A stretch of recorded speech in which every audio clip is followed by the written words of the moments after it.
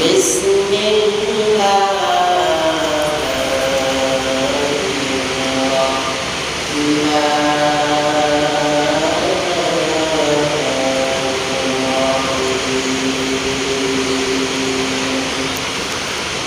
ولكل أمة جعلنا منسكا ليذكروا اسم الله على ما رزقهم من بهيمة الأنعام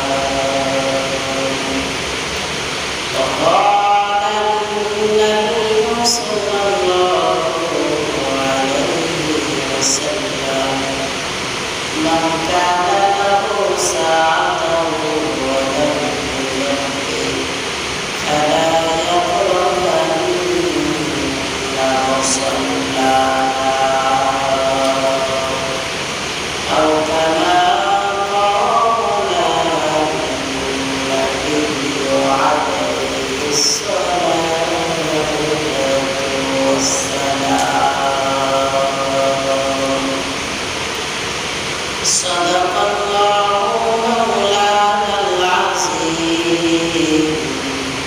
وصدق رسوله النبي الكريم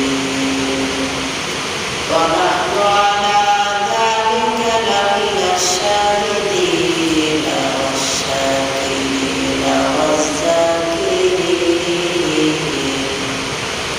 والحمد لله رب العالمين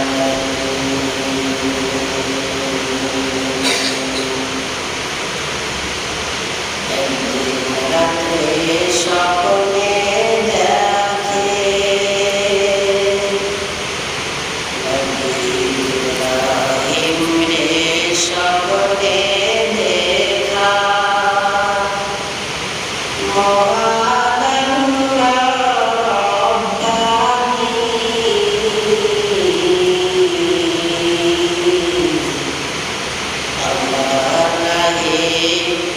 প্রিয় বস্তু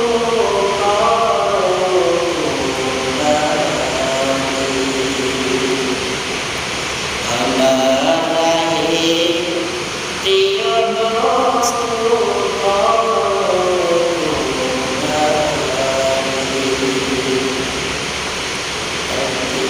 রাত্রে সকলে দেখে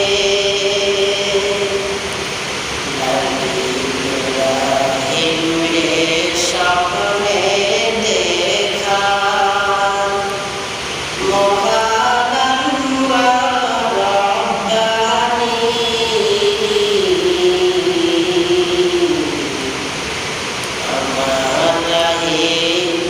প্রিয় বস্তু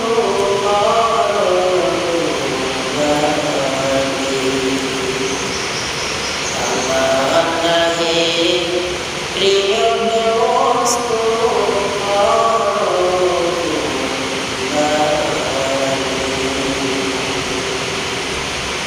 আলহামদুলিল্লাহ সৃষ্টির মহান স্রষ্টা মহান আল্লাহর দরবারে লাখ কোটি শুকর ও সুজুদ যে মহামহিয়ান বলিয়ান রব আমাদেরকে দুনিয়ার সমস্ত ঝামেলা থেকে পার করে আল্লাহ পাকের ডাকে সাড়া দিয়ে আল্লাহ পাকের কুদরতি কদমে সিজদা দিয়ে ধন্য হওয়ার লক্ষ্যে জুমার দিন সারা সপ্তাহের মধ্যে সবচেয়ে উত্তম দামি দিন যে দিনটাকে আল্লাহ তাআলা গরিবের হজের দিন বলেছেন। একজন ব্যক্তির তওয়াফে জিয়ারত অর্থাৎ হজ করার মতো সামর্থ্য আছে, তো সেই ব্যক্তি আল্লাহ পাকের হজ জিয়ারত করার জন্য যায়। কিন্তু যে ব্যক্তির হজ করার মতো সামর্থ্য নেই, টাকা নেই, পয়সা নেই, ওই গরিব ব্যক্তি যদি জুমার দিন উত্তম পোশাক পরিধান করে মসজিদে এসে 2 রাকাত নামাজ রেজায়ে মাওলার উদ্দেশ্যে আদায় করতে পারে, আল্লাহ তাআলা তার হাবিবের জানিয়ে দেন ওই ব্যক্তির আমলনামায় পূর্ণ একটা হজের সওয়াব দান করে দেওয়া হয়। সুবহানাল্লাহ। তাহলে জুমার দিন শুধু জুমার দিনই নয়, জুমার দিন হলো গরিবের হজের দিন। কিসের দিন নাই? জোরে বলেন। জুমার দিন হলো গরিবের হজের দিন। হজ করার জন্য 3 মাস আগে থেকেই মানুষ ব্যাকুল হয়ে যায়, কিন্তু সমাজে হজ করবে 2-4 জন ব্যতীত ভিন্ন কারো সামর্থ্য আছে বলে মনে হয় না। তো আজকে না হজের দিন, হাজী সাহেব হজ করার জন্য 3 মাস আগে থেকে নিজেকে ব্যাকুল বানিয়ে নিয়েছে। অথচ আমার টাকা নেই, পয়সা নেই, আমি গরিব ফকির মিসকিন, আমার জন্য আজকে হজের দিন হজ আদায় করার জন্য আমার মসজিদে খবর নেই। কথা বলেন ঠিক কিনা? এরকম মসজিদে আগে আগে আসা যায়। কি চাই? আগে আগে আসা যায়। যারা আসেনি তারা এই দামি কথাটা শুনতে পারে। কি বলে? শুনতে পেরেছে? এজন্য আমরা চাইব প্রত্যেক সপ্তাহে আমাদের আমলনামায় কোনো একটা হজের সওয়াব লিপিবদ্ধ করাইতে পারি। যে ব্যক্তির টাকা নেই, পয়সা নাই, কিন্তু জুমার দিন উত্তম পোশাক পরিধান করে মসজিদে এসেছে, রেজায়ে মাওলার উদ্দেশ্যে নামাজ কালাম দোয়া করেছে, আল্লাহ পাকের হাবিব বলেন ওই ব্যক্তি তো জুমার নামাজ আদায় করে নাই, ওই ব্যক্তি হজের নামাজ আদায় করেছে। সুবহানাল্লাহ। উত্তম দিনে আল্লাহ তাআলা আমাদেরকে সমাজের মধ্য থেকে ছাঁটাই বাছাই করে আগে আগে যে আল্লাহ নিয়ে আসলেন, এজন্য ওই আল্লাহ পাকের দেয়া জবান দিয়ে শক্তি দিয়ে সকলেই কালিমাতুশ শুকর আদায় করি, সকলেই জবান খুলে করি আলহামদুলিল্লাহ। অথবা যে আল্লাহ তাআলা আমাদের হেদায়েতের জন্য, মুক্তির জন্য যুগে যুগে লক্ষাধিক নবী রাসূল পাঠিয়েছিলেন, তাদের মধ্যে আপনার নবী সর্বশ্রেষ্ঠ নবী, যিনি দুজাহানের সরদার, মানবতার মুক্তির দিশারি, সাইয়্যিদুল মুরসালিন, রাহমাতুল লিল আলামিন, খাতামুন নবিয়্যিন, নবী মুহাম্মদ মুস্তাফা, সকলেই বলি সাল্লাল্লাহু আলাইহি ওয়াসাল্লাম। মুহতারাম সামিঈন, কোরআন কারীমের ৬২৩৬টি আয়াতের মধ্যে হতে একটি আয়াতে কারিমা তেলাওয়াত করেছি। ওয়ালিকুল্লি উম্মাতিন জাআলনা মানসাকাল লিয়াযকুরু ইসমাল্লাহ আলা মা রাযাকাহুম মিন বাহিমাতিল আনআম। আজকের তেলাওয়াতকৃত আয়াত ও হাদিসের মধ্যে আলোচনার বিষয়বস্তু হল কুরবানি। এজন্য এই বিষয়কে সামনে রেখে কোরআন কারীমের আয়াতে কারিমা তেলাওয়াত করেছি। ওয়ালিকুল্লি উম্মাতিন জাআলনা মানসাকাল লিয়াযকুরু ইসমাল্লাহ। ওয়ালিকুল্লি উম্মাহ, প্রত্যেক উম্মতের উপরেই কুরবানির বিধান ছিল। কি? প্রত্যেক উম্মতের উপরেই কুরবানির বিধান ছিল। আমার নবীর, আমরা শেষ নবীর উম্মত। আমরা শেষ নবীর কি? জোরে বলেন। আমরা শেষ নবীর উম্মত। আখিরি জামানার পয়গম্বর জনাবে মুহাম্মদ মুস্তাফা সাল্লাল্লাহু আলাইহি ওয়াসাল্লামের উম্মত আমরা। ওয়ালিকুল্লি উম্মাহ, কুল্লু মানে প্রত্যেক উম্মতের উপরেই আল্লাহ তাআলা কুরবানির বিধান দিয়েছিলেন। ওই আদম নবী থেকে শুরু করে শেষ নবী মুহাম্মদ সাল্লাল্লাহু আলাইহি ওয়াসাল্লাম পর্যন্ত, আমাদের পর্যন্ত প্রত্যেক নবীর উম্মতের উপরেই কুরবানির বিধান চালু ছিল। তবে ভিন্ন ভিন্ন অধ্যায়, ভিন্ন ভিন্ন তরিকায় তারা কুরবানি করত। আমরা যে কুরবানি করি, সুন্নাতা আবিকুম ইব্রাহিম, আমাদের আদি পিতা, আমাদের জাতির পিতা, আদি পিতা হলো পয়গম্বর আদম আলাইহিস সালাম। আমাদের আদি পিতাকে কথা বলেন। আমাদের আদি পিতা নবী আদম আলাইহিস সালাম, আর জাতির পিতা পয়গম্বর ইব্রাহিম আলাইহিস সালাম। যাই হোক, সুন্নাতা আবিকুম ইব্রাহিম, সাহাবায়ে কেরাম আওয়াজ করলেন, ইয়া রাসূলুল্লাহ, কুরবানি আমরা কি? তো নবীজি সাল্লাল্লাহু আলাইহি ওয়াসাল্লাম বললেন, সুন্নাতা আবিকুম ইব্রাহিম, তোমাদের পিতা ইব্রাহিমের সুন্নাত, আমাদের পিতা ইব্রাহিম আলাইহিস সালামের সুন্নাত হলো কুরবানি। লিকুল্লি উম্মাতিন জাআলনা নাসাকা লিয়াযকুরুসমাল্লাহ আলা মা রাযাকাহুম। আল্লাহ তাআলা বলেন প্রত্যেক উম্মতের উপরই কুরবানির বিধান ছিল আলা মা রাযাকাহুম। আমি আল্লাহ তাআলা উম্মতদেরকে রাযাকাহুম যে ধন সম্পদ এরপরে টাকা পয়সা দৌলত যা দিয়েছি মিন বাহিমাতিল আনআম। ধন সম্পদের মধ্যে কি মিন বাহিমাতিল আনআম চতুষ্পদ জানোয়ার, মিন বাহিমাতিল আনআম চতুষ্পদ জানোয়ারকে আল্লাহ পাকের রাস্তায় লিয়াযকুরুসমাল্লাহ আল্লাহ পাকের নামে তোমরা জবাই করে দিবে। এবার আসেন কুরবানির প্রতি পশু কেন? কুরবানির প্রতি পশু কেন, অর্থাৎ পশু দ্বারা কুরবানি দেওয়া হয় কেন? পশু তিন কিসিমের। কয় কিসিমের? সর্বপ্রথম তিন কিসিম, অর্থাৎ তিন প্রকার। এক নম্বর উট, দ্বিতীয় নম্বরে গরু, তৃতীয় নম্বরে ছাগল। মানে এই তিন প্রকার সর্বপ্রথম। এবার আসেন উটের মধ্যে পুরুষ উট হতে পারে, মহিলা উটও হতে পারে। আর দ্বিতীয় নম্বরে যে গরু, গরুর মধ্যে আয়া গরু হতে পারে, গাই গরু হতে পারে, বাঞ্চি গরু হতে পারে, বড় গরু হতে পারে। এবার গরুর কিসিমের মধ্যে মহিষ আছে না নাই? একই কিসিম, একই প্রকার। মহিষও হতে পারে। মহিষটাই কালো হোক বা ধলা হোক, কালো ধলা মহিষ হলে আবার মাছ খাওয়ার জন্য দৌড়াদৌড়ি শুরু হয়ে যায় যে মহিষ দ্বারা কুরবানি দেওয়া যায় কিনা। আবার কালো হলে তো কথাই নাই, যদি ধলা মহিষ হয় তাহলে দেখা যায় যে মাছ খাওয়ার জন্য মহিষের কাছে দৌড়ে যায়। কালো আর ধলা নাই, মহিষ হলেই হলো। পুরুষ মহিলা হোক, পুরুষ মহিষ হোক অথবা মহিলা মহিষ হোক, এগুলো দ্বারা কুরবানি দেওয়া যায়। এবার আসেন তৃতীয় নম্বরে। তৃতীয় নম্বর কিসিম প্রকার করা হলো ছাগল দ্বারা। এবার ছাগলের কিসিমের মধ্যে ছাগল, ভেড়া, দুম্বা একই প্রকার, বুঝলেন?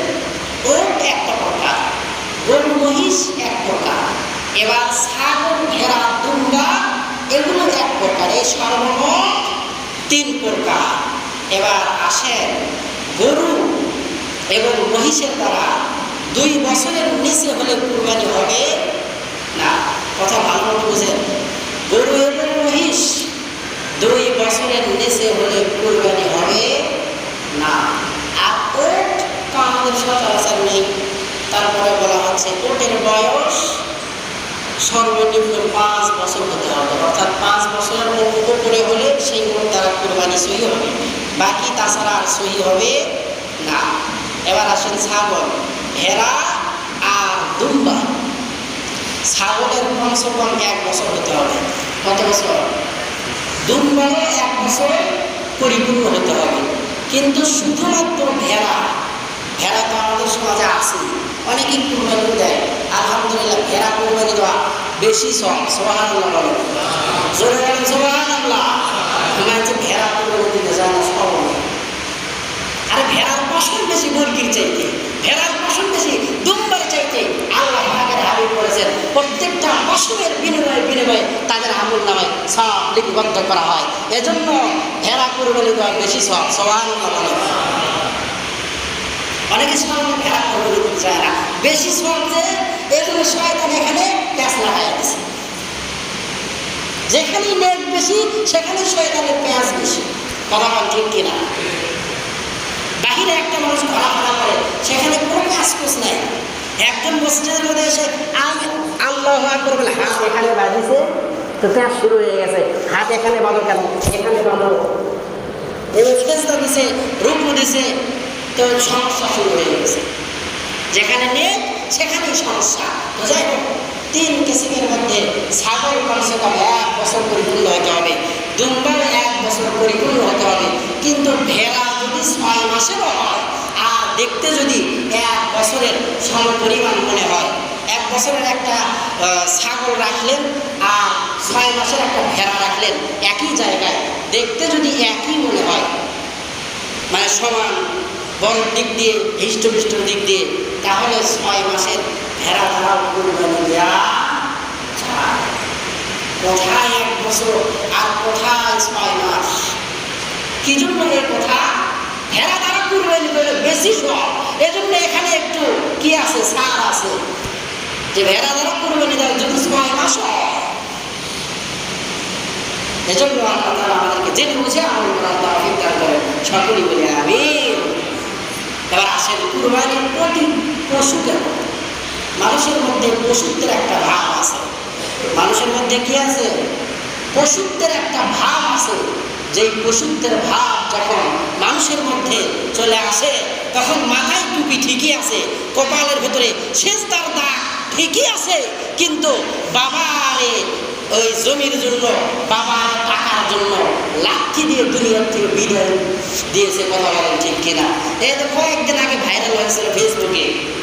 হায় হায়, মাথায় কত সুন্দর টুপি, কপালের ভেতরে নামাজ পড়তে পড়তে দাগ ফেলে দিছে, পরনে সুন্দর জামা, কিন্তু ভিডিওতে দেখা যাচ্ছে যে কিছু সম্পদের জন্য বাবাকে একের পর এক লাঠি মারছে। ওই নামাজের কোনো দাম আছে? ওই কপালে দাগ পড়ার কোনো দাগ আছে, দাম আছে? আল্লাহ তাআলা বলেন যে মা বাবা পায়ের নিচে সন্তানের বেহেশত, আল জান্নাতু তাহতা আকদামিল উম্মাহ। তোমার মা বাবা বেঁচে আছে তো দুনিয়াতে তোমার জান্নাত এখনো বেঁচে আছে। তোমার মা বাবা দুনিয়ার থেকে বিদায় নিয়ে চলে গেছে, তোমার জান্নাত আর দুনিয়াতে বেঁচে নাই, মৃত্যুবরণ করছে। কত বড় কথা!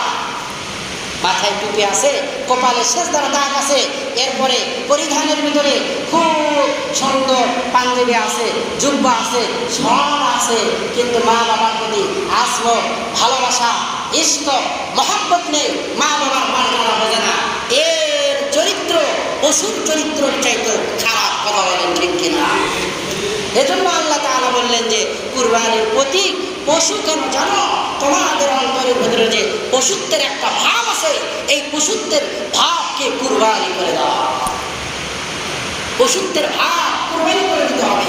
পশুত্বের ভাব যখন আমি আপনি কুরবানি করতে পারবো, তখন আমার দ্বারা অন্যের হক মেরে খাওয়া কখনোই সম্ভব হবে না।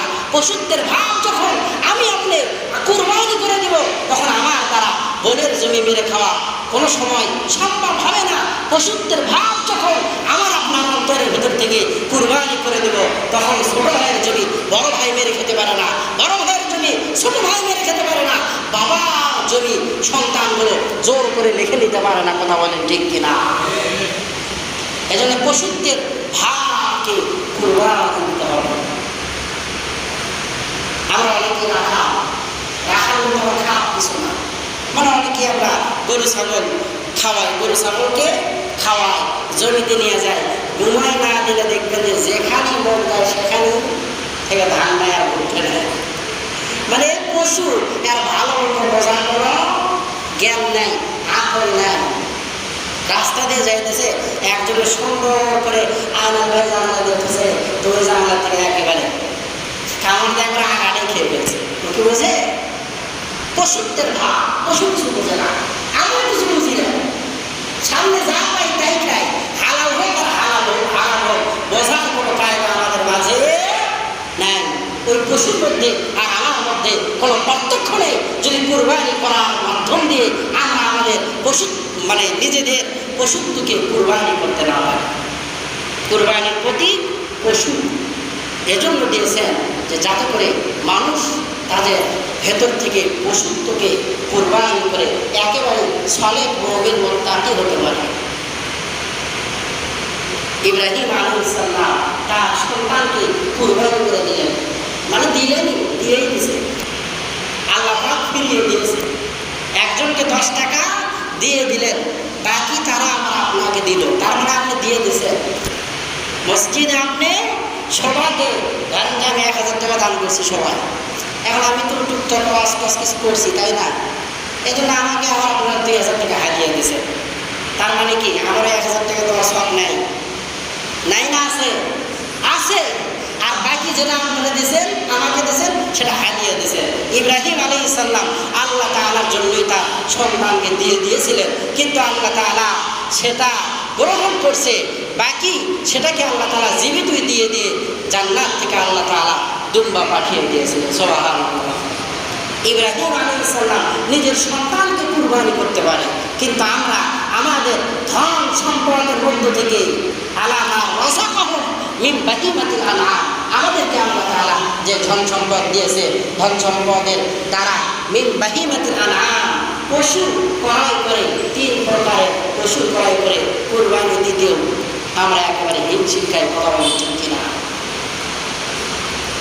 পয়গম্বর ইব্রাহিম আলাইহিস সালামকে আল্লাহ তাআলা স্বপ্নের মধ্যে জানিয়ে দিলেন, পয়গম্বর ইব্রাহিম, আমার রাস্তায় তোমার প্রিয় বস্তুটা কুরবানি করে দাও। আল্লাহ হাবিবের 100 কুরবানি করে দিলেন। আল্লাহ তাআলা এরপরে স্বপ্নে দেখায়, খলিল আমার, আপনার কুরবানি আরশে আজিমে পৌঁছে নাই, আপনি আবার কুরবানি করেন।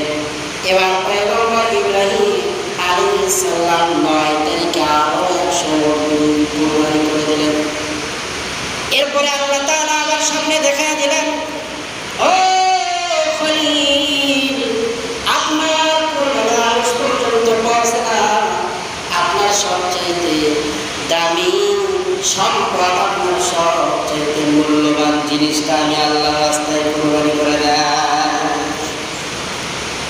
পয়গম্বর ইব্রাহিমের আর জানার বাকি রইল না। 86 বছর বয়সে আল্লাহ তাআলা পয়গম্বর ইব্রাহিম আলাইহিস সালামকে একটা সন্তান দান করেছে, সন্তানের নাম ইসমাঈল।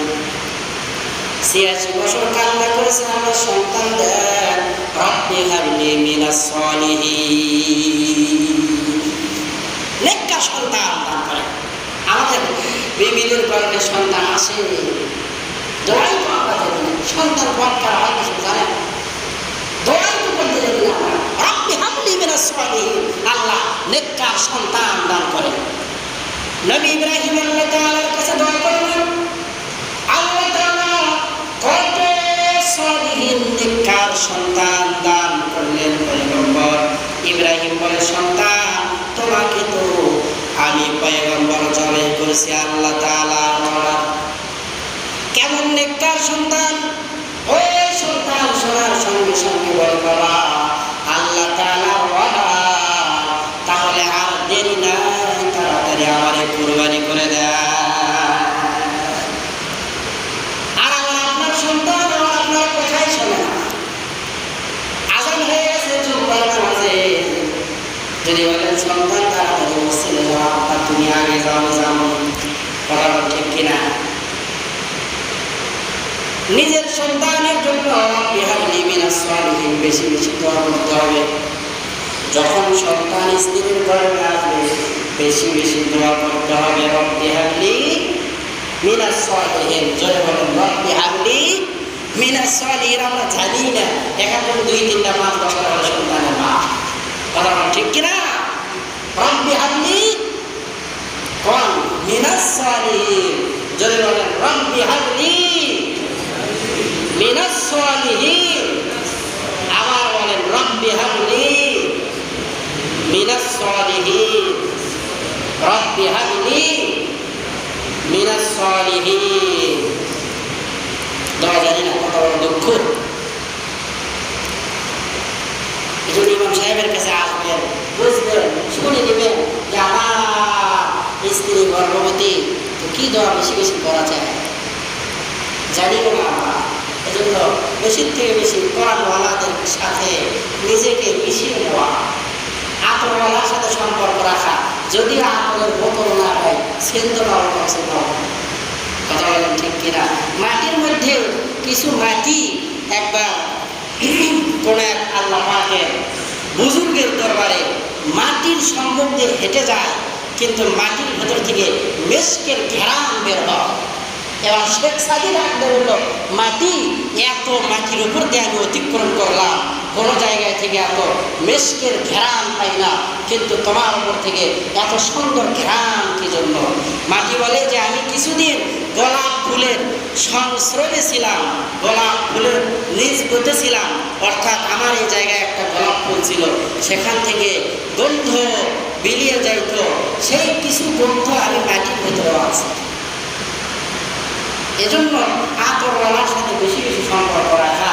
যদিও বোতল না পায়, সব আতরওয়ালা এই আতর দেয় কিনা, কথা বলেন দেয় কিনা?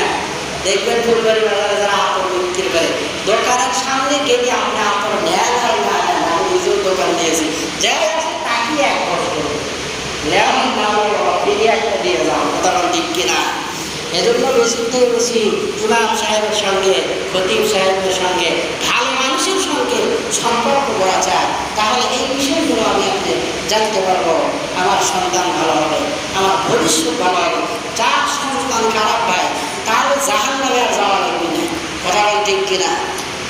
যার সন্তান খারাপ তার ওই মরার পরে জাহান্নামে যাওয়া লাগবে না, দুনিয়াতেই জাহান্নাম শুরু হয়ে গেছে। আর যার বউ খারাপ তার তো ডবল জাহান্নাম। এজন্য দেখে শুনে বিয়ে করতে হবে, কথা বল ঠিক কিনা। 4 গুণওয়ালা, কয় গুণওয়ালা? যাই হোক, সময় একেবারে শেষ। 1 নাম্বার গুণ, বেশি যেটাকে প্রাধান্য দিতে হবে, দিনদারি। মেয়ে দেখতে যান, দিনদারি মিনদারি দেখার সময় নাই, খালি কার চুল বড় আর কার চোখের মানে পাতাগুলো ডাগর ডাগর আর পা সুন্দর হাত সুন্দর, এগুলো দেখে লাভ নাই, দিনদারি দেখতে হবে, কথা বল ঠিক কিনা। এরপরে শ্বশুরের ধন সম্পদ আছে কিনা দেখতে হবে, না হলে বন্ধুরা বলবে শ্বশুর বাড়ি গেছি কি খাইছি কথা কন। এজন্য সন্তান মানে শ্বশুর বাড়ি যাতে টাকা পয়সা হয়, মানে একটু ভালো চলতে পারে এরকম হয়। এরপরে দিনদারিটাকে প্রাধান্য দেওয়া, এরপরে সমাজের ভিতরে যারা ভালো মানুষ তাদের সঙ্গে সম্পর্ক গড়ে তোলা। আল্লাহ তাআলা আমাদেরকে তৌফিক দান করেন। বাকি সামনে আরও 3-4 সপ্তাহ আছে কুরবানি সম্পর্কে, ইব্রাহিম আলাইহিস সালাম সম্পর্কে, ইসমাইল আলাইহিস সালাম সম্পর্কে, কুরবানির মাসলা মাসাইল সম্পর্কে, এগুলো বিস্তারিত সামনে আলোচনা করা হবে ইনশাআল্লাহ। আল্লাহ তাআলা আমাদেরকে তৌফিক দান করেন। ওয়া মা তাওফীকি ইল্লা বিল্লাহ।